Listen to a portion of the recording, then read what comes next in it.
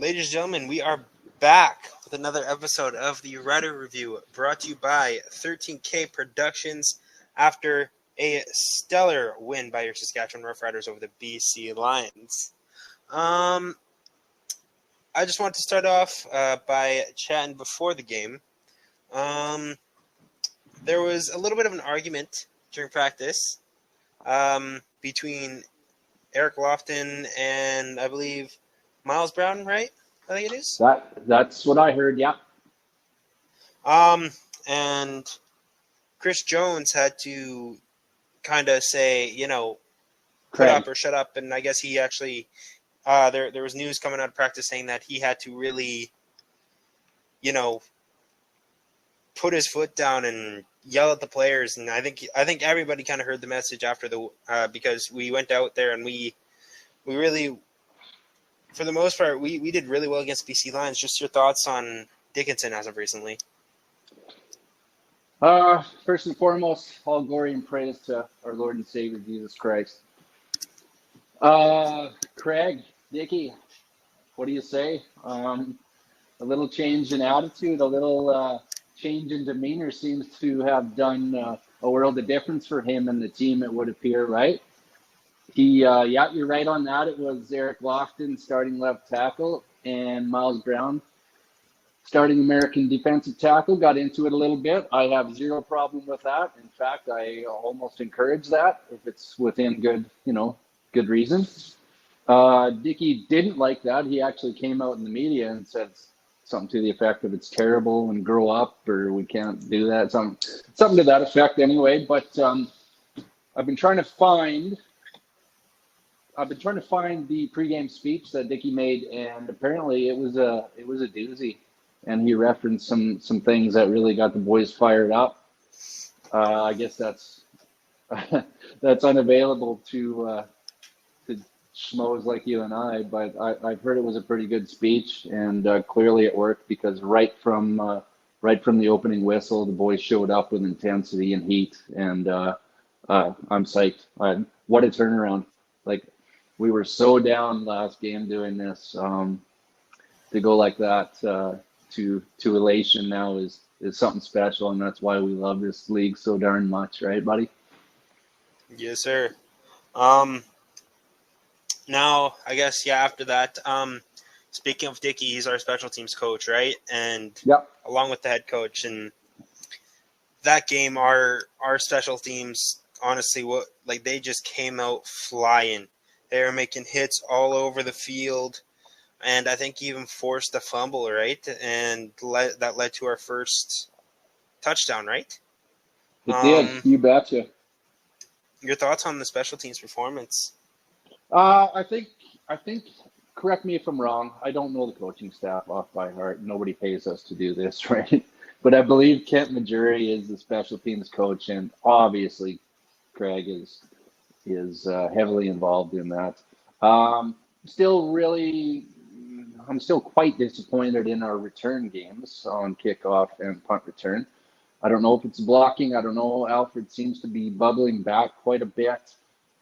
I don't know if that's a result of what he's seeing or what he's anticipating or what's happening there with the blocking up front on kick returns. But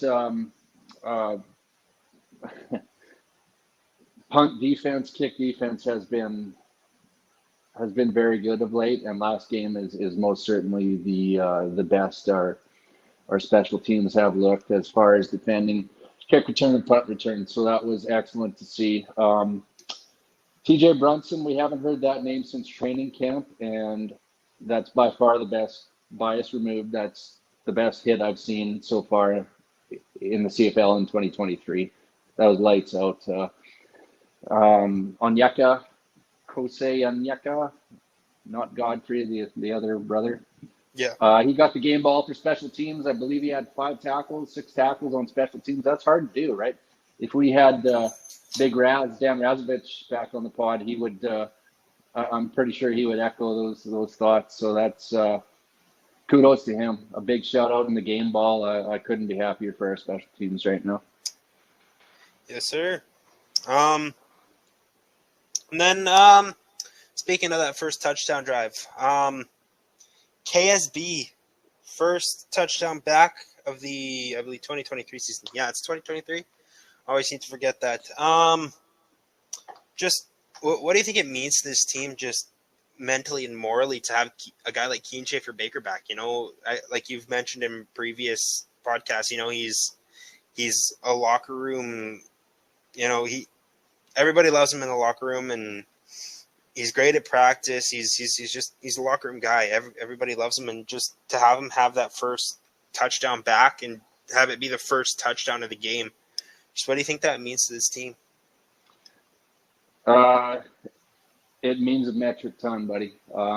He's one of those, as they say, glue guys. Everyone on the team loves him. Everyone on the team rallies around him. He's an energetic, focused young man, and he leaves it all out on the field. Winning is everything to that fella, and I just couldn't be happier.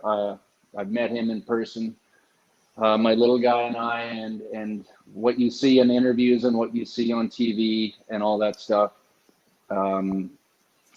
it's accurate. He is that dude. He's an excellent man. He couldn't be more polite and cordial, and I couldn't be happier for him. I was a little disappointed he didn't play a little more. I know they were kind of easing him into it, but I've heard, or read, I should say, that he's been ready for 2 weeks, and they waited 2 weeks past being ready. So I don't quite understand, if he's been ready for 2 weeks, why we didn't use him more last game. But clearly when we did, it worked, and I want to see some more of it. I'm in that kid's corner all day long. Yeah, I was noticing that too after the first touchdown. We didn't really see him a lot, and like you said, 2 weeks. He's been ready for 2 weeks. I've been chatting with my dad about that a lot. Yeah. I really think the only reason they didn't use him was to make sure he was healthy. Yeah. But I mean, after your starting quarterback goes down, I think you have to bring in somebody like that, like right away. So that's just it's very weird to me too that they didn't bring him back. And we talked before the show here, Sam Memelis, going out and just having a baller of a game. And I think what was it, the third quarter, when he made that touchdown grab? Mm-hmm. Absolute fireworks. Just your thoughts on his game. Exactly. We discussed briefly off air here, he hasn't done a ton outside of that three touchdown game that he had. But they're clearly not taking him. He's been on the roster every single game, so they see something. They love his potential, and he's a big-bodied, sure-handed, strong hands. You know what I mean? He reminds me of Naaman Roosevelt. Strong hands, and they look to him on second and long, just like Naaman. And boy, that's such an important attribute for a receiver, and for him to do that as a Canadian, big-bodied guy like that, I see nothing but upside for that dude. And we're lucky to have him. I hope he progresses the way that we all think he's going to. And I think that's the best catch we've seen thus far in 2023 in the CFL. There might be some better that come along down the line here, but man, oh man, that is an elite level of adjustment for Himalis, as they call him, on that second and whatever it was down the rail there. That athleticism doesn't come along every day. I'm super happy for that guy. And I'm sure we'll get to it later, but he got some love in the locker room and the post game there, and that was pretty tight. Speaking of Naaman Roosevelt, right? He coaches this entire receiving corps, and he was a phenomenal receiver with us when he played, right? Absolutely. Yes, he was. Absolutely amazing. And a guy by the name of Jared Stearns has come up under his coaching, and he went on and he scored his first CFL touchdown. So, Yes, sir. Yes, sir. just your thoughts on Jared Stearns' game as he once again goes for over 10 yards per catch at 3 receptions with 43-yard touchdown. Yeah, dude, we're a broken record here, aren't we? Jared Stearns has glue on his hands, man. He does not drop the ball. MLS makes the spectacular circus catches and yada yada, but little Jared Stearns does not drop the ball. He does not drop it. I think he's dropped 3 passes all year. He's incredible. Little water bug out there. You know what I mean? Like it's great to see. We certainly have many weaknesses on this team this year, but receiver is not one of them. When you can drop a guy like Darrell Walker, a perennial all-star, and not miss a beat, that says something to our scouting and I suppose to Jo and the quality and depth of receivers that we brought in this year. Hey. Mm-hmm. Yeah. So Jake Dolegala, I think we have to touch on him Yes, before we do anything. I was a little bit tough on him. I wasn't able to call into the post game show, but I was able to call in the Monday after. Yeah, I heard you. I feel like he struggled a lot more than his stat line says. I think the receivers made him look good. Personally, that's just my thoughts on it. Your thoughts on Dolegala's game? Yeah, buddy, I heard you calling yesterday, or I listened to it yesterday, whatever it was. And yeah, I mean, doesn't make for a great podcast when we agree all the time, but I can't disagree with you. I'm glad Jake's in there. I'm glad he had a great game. He in part won us that game. He made no mistakes that hurt us. But I agree with you, kid. The receivers adjusted to his long passes quite well. He definitely owes them a brewski or two after that one. Having said that, he did not hurt us, and he put that ball in a position for his receivers to make those adjustments, right? If that ball is out to lunch, then as good as our receivers are, they're not going to be able to make those adjustments. So I give him big props for that. He's got a cannon of an arm, and that's all good. We all knew that. But what I really was impressed with by Jake in this game was his lack of mistakes. He didn't force the ball, and I can't stress how important that is, and how that can swing a game like the snap of a finger. He did not force the ball. He did not make mistakes. He did not hurt his team. And if we can continue to have that quarterback play by him or whoever, we got a puncher's chance, man. Now, I think we spent enough time on the offense. I think we got to switch over to the defensive side of the ball. Yes, sir. Larry Dean played his 100th CFL game. Not sure how many that is for the Riders, but he's split time. I think he was in Hamilton and he was in Edmonton too. Yeah. Just your thoughts on the career Larry Dean has had overall, and your thoughts on the game he played. It's champ juice, baby. We both agree he's the best linebacker in the league.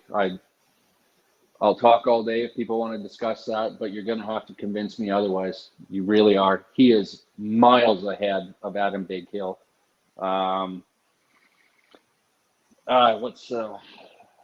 Mika Allway, he's having a great year too. So, he's in the conversation. But what Larry Dean is doing at his age, I think he might be 35 now, just turned 35, coming off an Achilles injury 2 years ago. He is the best linebacker in the league, both physically and intellectually. He is unbelievable. And unless there's a severe drop-off, he's a rider until he decides to retire, in my opinion. I'm not paying the bills, so it's easy for me to say, right? He is absolutely dynamite. That stop on, who was it, Dom Davis? They were going for the 2-point converts in late in the fourth there. that stop by Champ Juice right there might have won us the game. And I couldn't be happier. I couldn't be more proud. And I'm just really, really thankful that he made his way to our team and stuck with us, and management stuck with him, because it would have been pretty easy when he recovered from his injury to dump a 34-year-old or 33 or whatever he was at that time, right? And thank the good Lord we didn't, because he is worth every single penny and more. I'm a huge fan of Larry Dean. And speaking of Larry Dean, he had a sack this game. That's not something you see, too often from linebackers, right? Right. And I think that just speaks to Shiver's scheme. Is we had 4 sacks on a BC Lions offense that has really been well protecting their quarterbacks this season, right? They've done pretty well. They have a good offensive line. They do. Our defensive line played absolutely amazing, but yes, they did. I think I got to point out, we can't be all sunshine and rainbows here. I think we have to point out, we have to criticize what Rogers do, and there was times where the secondary, I'm remembering these 2 plays wide open, like these 2 plays stick out in my mind. There was one, I think in the first half, where I can't remember which receiver it was, but he was behind everybody, and he was like in the Pill Country end zone, and he was wide open, nobody within 10 yards of him. Mm-hmm. And he goes into the end zone, walks in, and he sleeps on the ball. Yes, of course, Emilus would do it later, get into him, do it right back with the celebration. Yeah. And then another play on the other side of the field, I think it was in the second half, and nobody was within 5 yards of that receiver. Yeah. I don't know if you can say necessarily that was a struggle all game, but I think our secondary was struggling at times this game. Just your thoughts on how well they played. I think they played average, probably, but those 2 busts in coverage, I don't know. I haven't rewatched it, and even if I did, we're not experts. We're only going to be able to decipher so much from rewatching it. But those 2 busts could have cost us the game. Apart from that, I think Shiver's defense played pretty decently. Those 2 busts are, I don't know. That's tough to come back from. There's quite often, just as often as not, you don't recover from things like that. And I don't know. I'm led to believe maybe Dalkey was not maybe providing, some help on those plays. I could be wrong, but it's just kind of surface level what I've read and saw. But certainly that needs work. I can't remember the name of our DB's coach. I don't know, it's Melvin Jones or Delvin. That's the one guy I definitely can't say off the top of my head. But there's some work that has to happen there. That was not a good game. Not a great game, I should say. Now, everybody's kissing VA's butt, and I'll be the first one to admit I didn't see this for VA this year, and he's been absolutely outstanding. He was a surgeon out there the other night, a surgeon, dude. He was meticulous, but 450 yards and everyone's kissing his butt, and that's all well and good. He deserves the flowers on that one. But you take away those 2 yards or 2 big plays, and he threw for 3 1/4, 330, whatever, 350, which is a great game, but it's not a massive, earth-shattering game. So I think our defensive secondary needs to get in the film room. I really hope they do. I'm sure they will. That's something you can't ignore. 2 giant busts like that, and whoever it was, it might have been Keon Hatcher, I can't remember, who his tutty celebration in the end zone was to sleep on the ball there. Yeah. That's great. You get in the end zone, celebrate however you want. That's cool. I've always supported that. But yeah. I love the fact that Sammy Emilus come back and did that and just threw it right in his face. Dude, that fired me up. I loved it. But yeah, our secondary needs some work for sure, buddy. Yeah, and then I guess this has kind of become a staple on our podcast. We have to touch on the special teams. Brett freaking Lowther, 2 He's for back. 2, for longest 53 yards, and he scored 10 points. What a game by him. We have to give credit where it's due. I think that second field goal there, honestly, I think if he doesn't make that field goal, we don't win the game. I think that is a field goal that secured us that game. Just to talk on Brett Lowther. I agree. I think he's back. We said that last game. I think he's back. I have full confidence in him. It was shaken, certainly. How could your confidence in him not be shaken up until the last, 3 games or whatever? He is back. He's a different dude now. I have full confidence in him. He's hit 2 54-yarders now, 53, whatever it was. He's a different dude. He's back. Let's try those long ones now, as long as we have confidence in our ability to cover upon a miss. Couldn't be happier for Brett. I know he struggles with some things, I think, and it's great to have him back. He's a weapon. He's one of the best in the league. So big ups to Brett. He deserves it. Yeah, and even though we are a Riders-based podcast, something very, very big in the CFL happened this past week, and that is Edmonton finally won a game. Yep.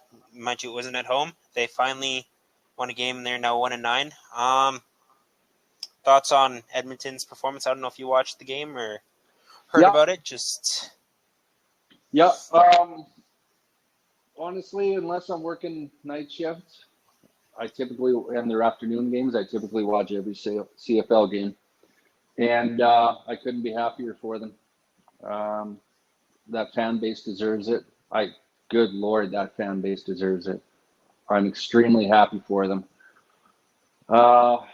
Although there's one podcast I listen to, the Edmonton Elk podcast, that might not return the sentiment. If the fortunes were reversed and we were 0-9, I'm not sure they'd be all that happy for us. But we can rise above that and give them their due, and I'm extremely happy for them. And you know what? There's a lot of people, I don't give a hoot what other people are saying, but there's a lot of people thinking they're going to beat Ottawa next week, or this coming weekend as well, and that's not off the wall, man. They can.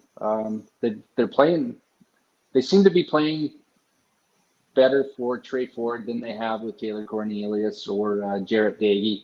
They seem to be in his corner. I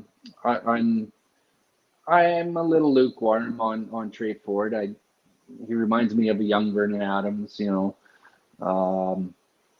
but he is exciting, and he gives that franchise some hope. And I'm all for it. He's the best guy they got in their stable at this point, I believe, and he's Canadian to boot. So how can't you cheer for the guy, right? So that's great. I'm happy for the Elks fans and that franchise and everything, and I hope they string a few together, but not too many, right? I need them to stay below us in the standings. Let's not F around here. Yes, sir. Yes, sir. Yeah, I agree with you. Honestly, I'm really excited to see how Trey Ford does in the CFL. Yeah. He has a bright future. He's young. He's a likable guy. Quarterback in the league, right? He's a likable guy too. It's tough not to be in those guys' corners when they're good dudes, and just that spirit and energy they bring to the field. How do you not cheer for a guy like that? So that's great. I'm super happy for him. Yeah, I think that about does it for us here on the Red Review podcast. Unless you had anything else you wanted to touch on, Tyson? No, it's been crazy for me here. I just got home from work and I haven't had a chance to dig into too much. I just flipped on Instagram here this morning or last night or whatever, and I see our boy Big Chucky Hughes lifting some weights and staying in shape, and I'm not going to let that one go. I'm still on the Chucky train. I want to see him back in green. to finish out his career. And I know it's a pipe dream, but that would mean the world to me. I know he's a great guy and a Hall of Famer, and I would love to see him be given another chance. He's a coach on the field.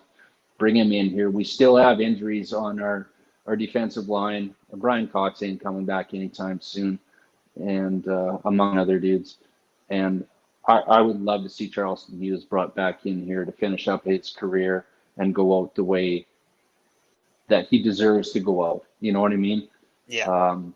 I honestly can't see it happening, but boy, I think that would energize the fan base. I think that would give that little extra push and sell some more merch and get the talking heads going and the podcasts and the sports shows and all that jazz. I think the world of that guy, and I'd love to see the Riders, or failing that, any other team bring in Chucky to finish it up on his terms. He's a great man. Well, thank you guys so much for watching. We truly do appreciate every single one of you guys. Thank you for subscribing, liking, commenting, let us know who you guys want us to bring on the podcast. I know we've had a few guests here. But anybody you guys can think of, what we can try our best. We can't make promises, but make sure you guys go follow us on Instagram at Rider Review Podcast. Go follow Tyson at Hillbilly PhD and myself at Caden Hardy. And we thank you guys for listening, viewing, subscribing, and we'll see you guys after the Labor Day Classic. Let's go get this win. Let's get this Labor Day dub, people. Let's do it, boys. Let's work hard. Let's get her done. God bless you all, and thank you for listening.